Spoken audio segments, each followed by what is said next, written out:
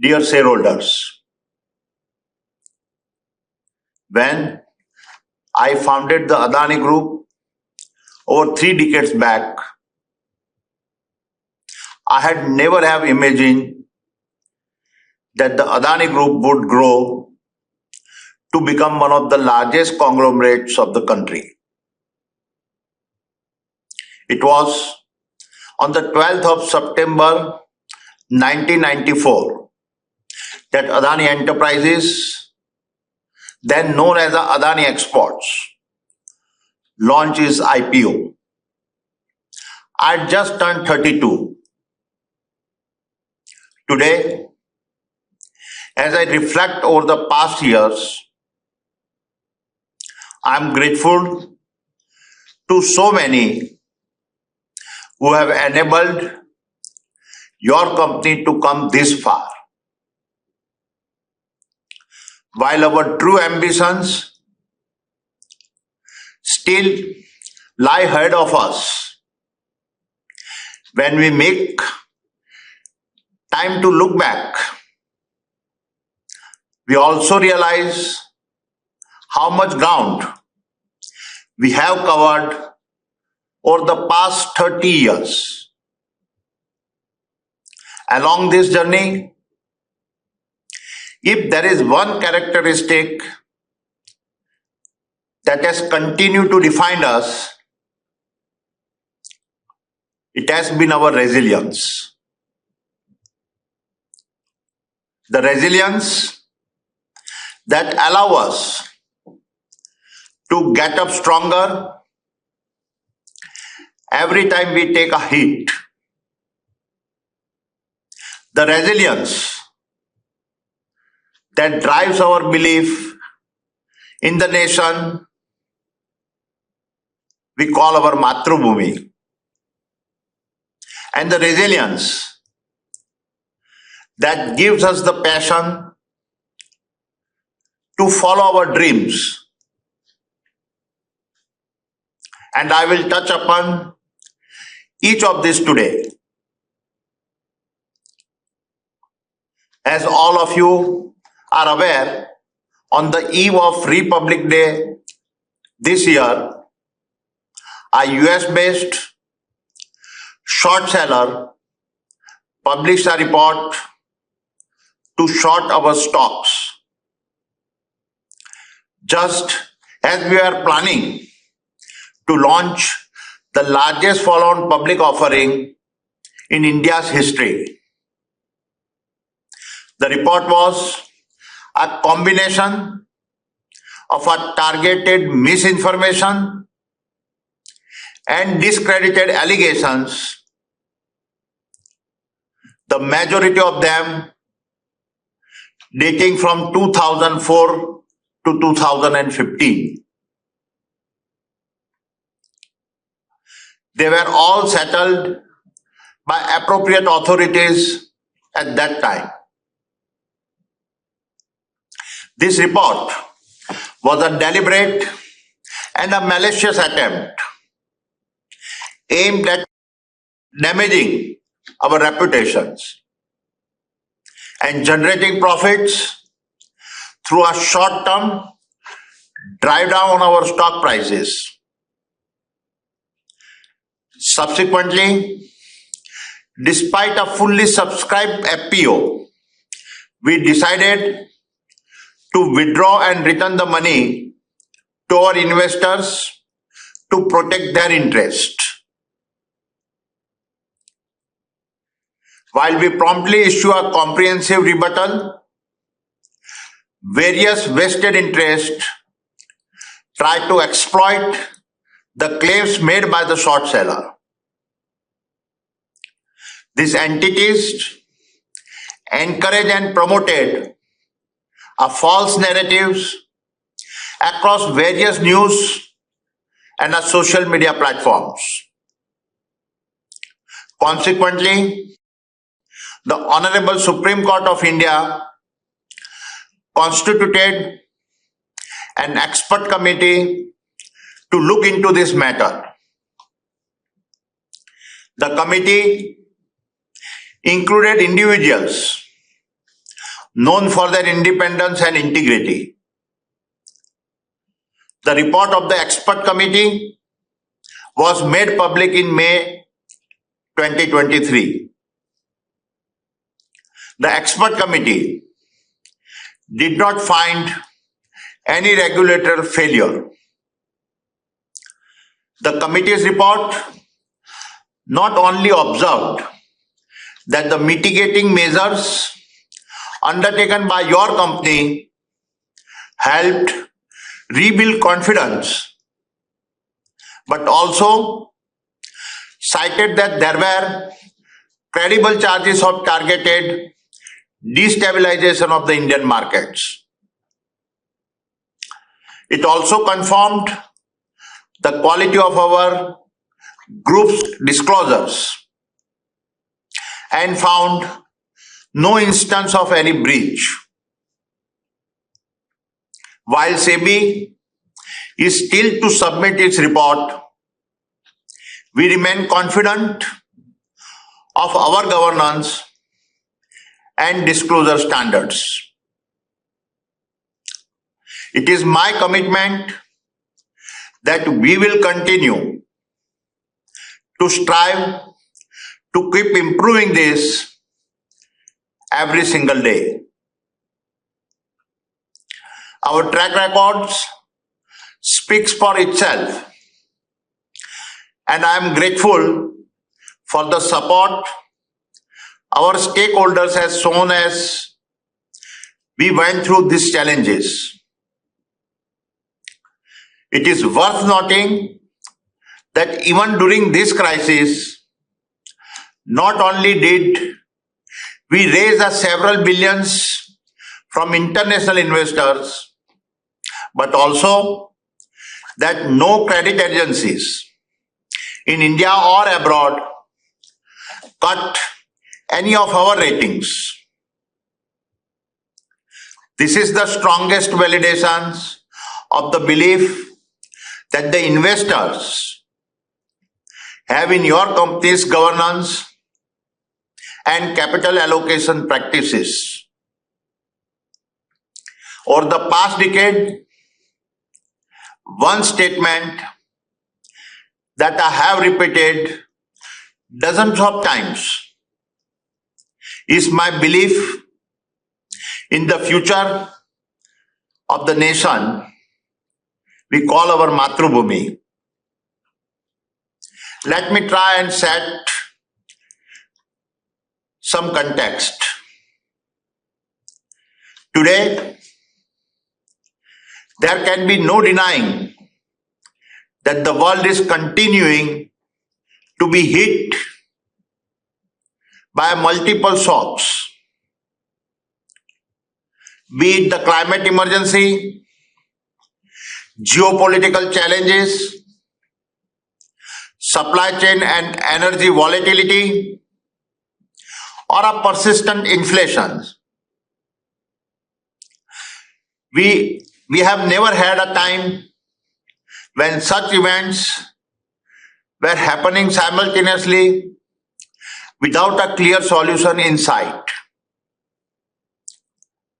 Add to these opportunities and challenges because of the technological revolutions, especially the breathtaking advances in artificial intelligence, and what we have is a massive potential reset in the existing global operating models, the future of work, the future of learning, the future of medicine, and in some ways, the future of economic growth itself will need to be reset.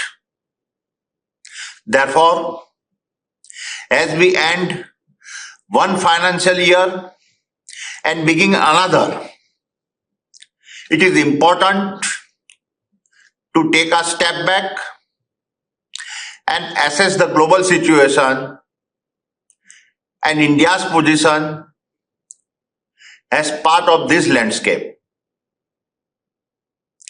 While economic cycles are getting increasingly hard to forecast. There is a little doubt that India, already world's fifth largest economy, will become the world's third largest economy well before 2030, and thereafter the world's second largest economy by 2050. It is well understood that for any economy to implement policy and lay the foundation of growth, a stable government is critical. And we have seen this impact with the implementation of several structural reforms that are critical for a strong, sustainable, and a balanced growth. This stability, coupled with India's demographics and a continued expansion of our internal demand, is a potent combination. Our nation's demographic dividend is expected to drive consumptions and accelerate the growth of a tax-paying society at a record pace. The United Nations Population Fund projects that India's median age will be just 38 years even in 2050. Over this period, India's population is expected to grow by approximately 15% to 1.6 billion, but the per capita income will accelerate by over 700% to about $16,000. On a purchasing power parity basis, this per capita metric will be 3 to 4 times higher. And we have the statistics to prove it. Following our independence, it took us 58 years to get to our first $1 trillion of GDP, 12 years to get the next trillion, and just 5 years for the third trillion. I anticipate that within the next decade, India will start adding $1 trillion to its GDP every 18 months. This puts us on track to be a 25 to $30 trillion economy by 2050 and will drive India's stock market capitalization to over $40 trillion, approximately a 10x expansion from the current levels. I would urge you to reflect on this incredible possibilities. India's success story of a balancing economic growth and a vibrant democratic society has no parallel. My belief in the growth story of our Matrubhumi has never been stronger. And now let me talk about our results. Our FY 22-23 operational and financial results are as much a testimony to our success as testimony to the continued expansion of our customer base be it on the B2B side or the B2C side. Our balance sheet, our assets, our operating cash flows continue to get stronger and are now healthier than ever before. The pace at which we have made the acquisitions and turned them around is unmatched across the national landscape and has fueled a significant part of our expansion. Our national and international partnerships are a proof of our governance standards. The scale of our international expansion is validated by our success in Australia, Israel, Bangladesh, and Sri Lanka. Some of our key achievements are as follows. The Adani Group of companies set a new financial performance records for FY 22-23. Total EBITDA grew by 36% to rupees 57,219 crores. Total income grew by 85% to rupees 262,499 crores,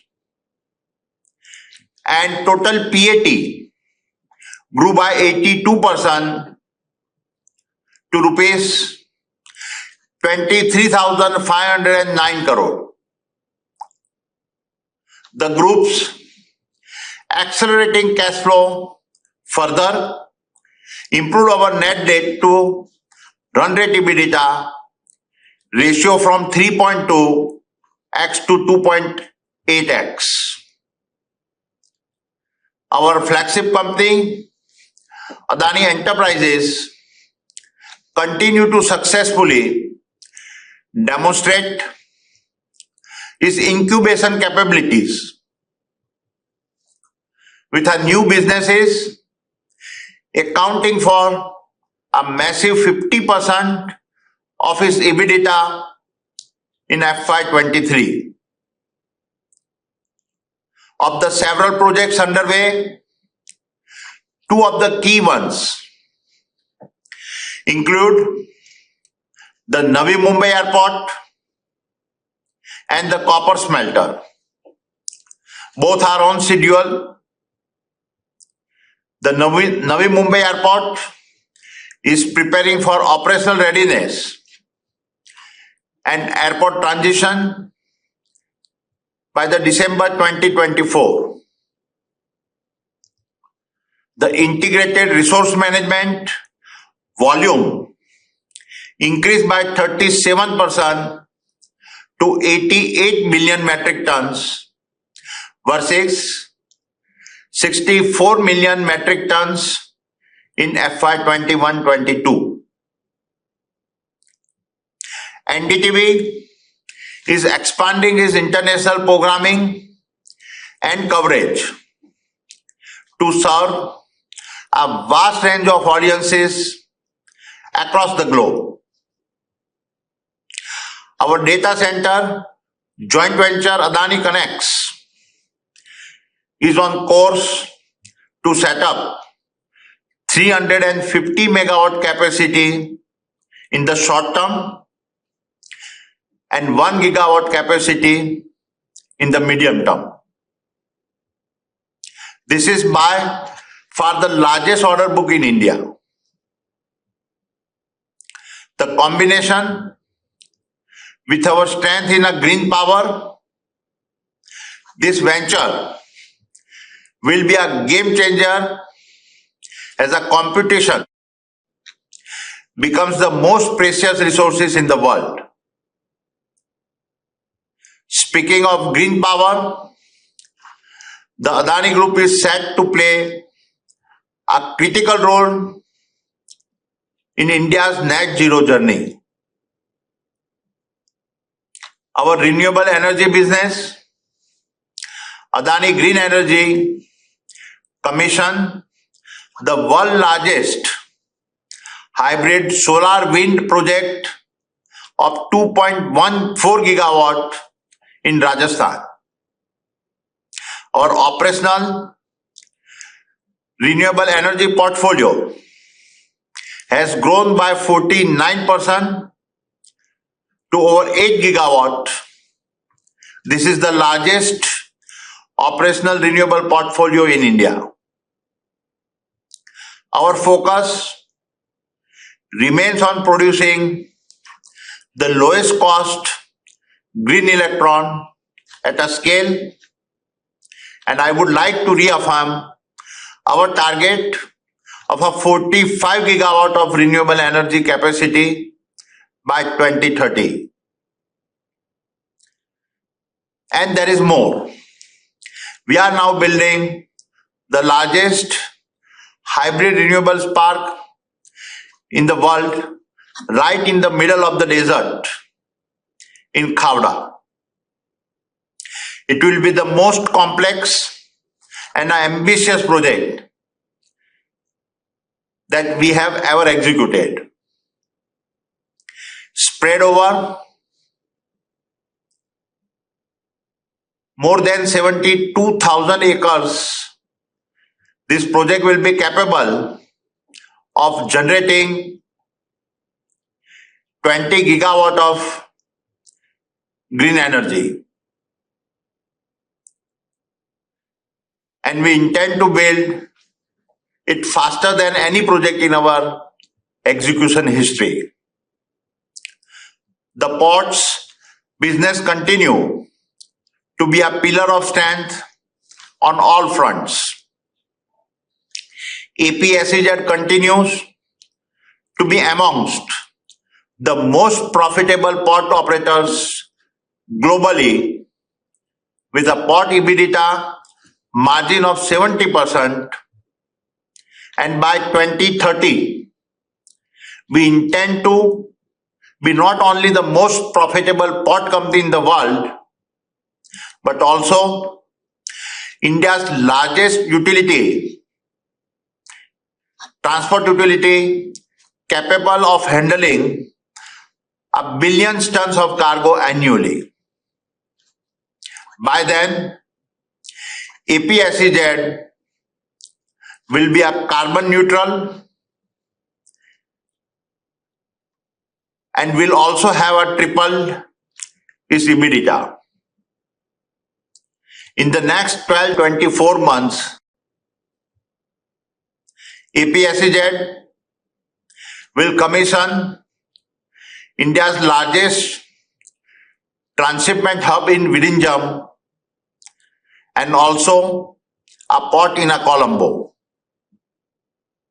And our acquisition of a Haifa port in Israel will allow us to link our ports all the way across the Indian Ocean to the Mediterranean, thereby positioning us to capitalize on both the India growth story and the much larger regional growth story. Coming to Adani Power, we successfully commissioned the 1.6 gigawatt ultra supercritical Goda power plant and are now supplying power to Bangladesh.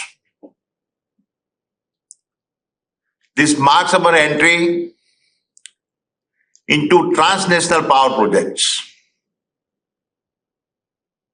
Also in the domestic power sector, APL is adding another 1.6 gigawatt ultra supercritical project in Mahan, Madhya Pradesh.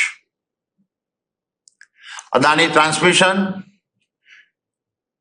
too is accelerating, with the transmission business continue to grow faster than the market.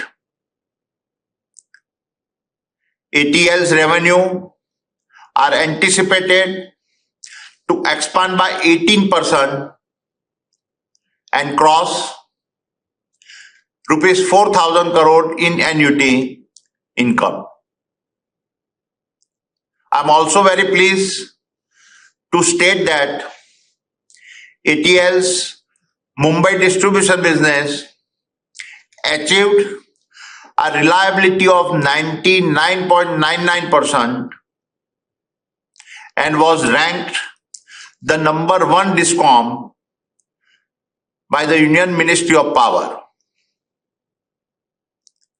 ATL will also take Mumbai to 60% renewable power, making it the first mega city in the world to achieve over 50% power from a solar and wind.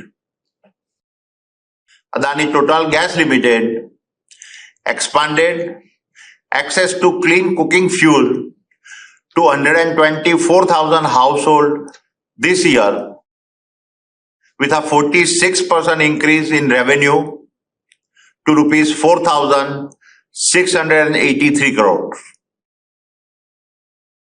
ATGL is transforming into a full spectrum sustainable energy provider with a rapidly expanding urban EV charging infrastructure and a biofuel businesses. Finally, on the partnership front, the Adani Group continues to attract our global investment partners aligned to our long-term approach of building and operating a world-class assets.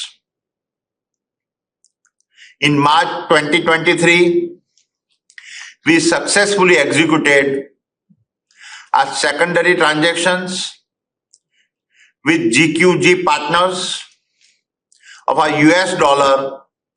$1.87 billion despite the volatile market conditions. Never in the history of our group have I been able to list so many achievements, and I continue to remain grateful for all your support and faith in us. Dear shareholders, our country is now the most exciting land of opportunities. We have always expressed our belief in our growth with a goodness philosophy, and our track record speaks for itself. Your group will continue to consolidate what it has built while looking at expanding its horizons. Our customers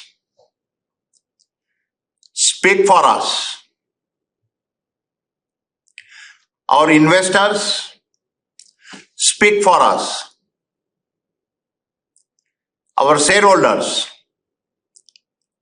speak for us, and our results speak for us. We could have chosen to settle for average growth numbers, or we could get up every day believing that we are on the cusp of being one of the most impactful conglomerates our nation has built.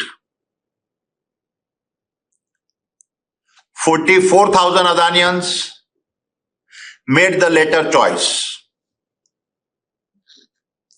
Let me again re-emphasize how grateful I am for all your support. It has been the source of my greatest strength. It is my promise that I will do my utmost to uphold the trust you put on me and my team.